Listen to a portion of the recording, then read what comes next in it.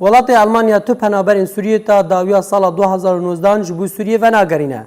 آژانس نوچهان ین آلمانی بلاف کنه که وزیر نافخواه ین ولایت آلمانیا لسر درشکنا ماوی راوستاندنا درکنا پنابرین سوریه و گراندنا وان بو سوریه تا داویا 2019 لاف کرنه. او یک وکا بریارک فرمی ده هفتیا بده ور راگهاندن. وزارت دروی آلمانیا در راپورت که خواه یا برد روشا سوریه بخرابی بناف کر نخواستم جبو وان کسین که ودگرن ولات خواه.